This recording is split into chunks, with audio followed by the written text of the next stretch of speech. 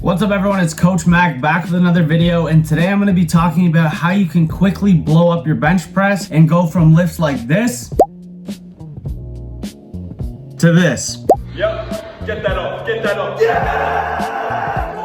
So if you like videos like this, make sure to like and subscribe and stay tuned for the video.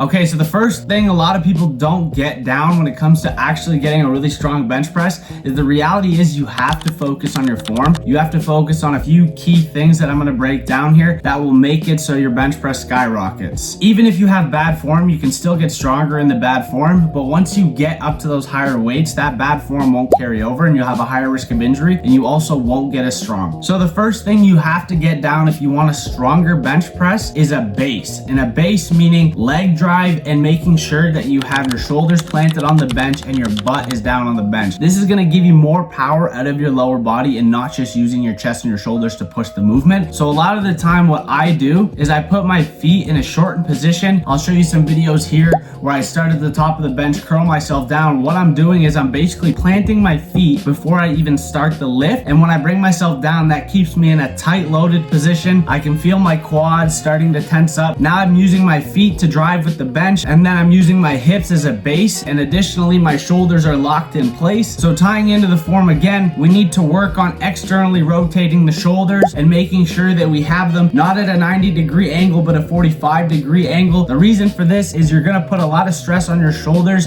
especially in the front part of your labrum. This is a big thing when it comes to getting injured, when having shoulder injuries. See, I've never had real shoulder injuries in my life, and a big reason for that is the fact that I've always had good external rotation control and always had a good bench, and I think this is a key contributor. So making sure you have the good leg drive set, and then making sure that our elbows are brought to 45 degrees with our shoulders externally rotated and bringing it down to 45. So if I was to break it down to start, I would make sure I'm tight with my form, my feet are set, and then additionally I start externally rotating, pulling my shoulders down, and then as well, now when we're bringing the bar down, don't think here, think bringing it to a 45-degree angle if this was our angle right here. That's the first step, and it feels really weird when you start, but you're actually gonna get a lot stronger over time. So then tying into the second point, the biggest thing people don't do is you need to progressive overload. I know you see it on social media all the time, but it really is true. You can simply just write the reps and the weight you're doing and try to aim for small increment increases. So maybe times the weight you have by 0.025 each week, or maybe times it by 0.05 every other week, every month, depending on where you're at. As you get stronger, it's gonna be harder to progress weekly or bi-weekly, and you'll go from monthly, then every other month. That's gonna be the biggest thing you have to notice as well. You gotta pay attention to what you're lifting, how much you're lifting, and if you have a bad day, why? Was it your diet? Was it your lack of sleep? So you gotta note that that could be a discrepancy, and you gotta make sure you have consistent data with tracking your bench press and growing your bench press as well. And the last point I'll tie into all of this is you need to consistently be benching. You want a strong bench press? Guess what you gotta do? You gotta bench press.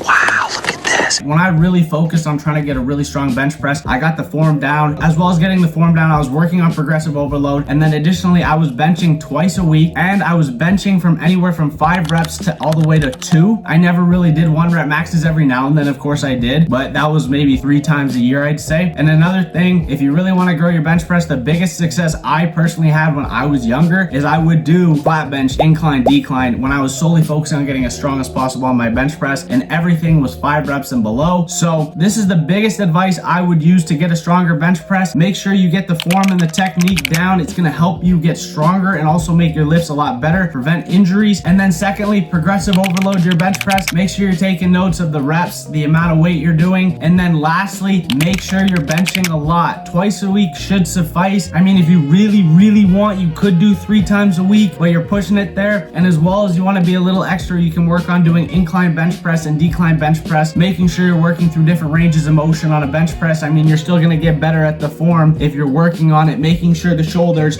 are pulled down and you're going through a 45-degree angle instead of a 90-degree angle. That's everything for today. Hope you liked the video. Make sure to like and subscribe and stay tuned for the next video.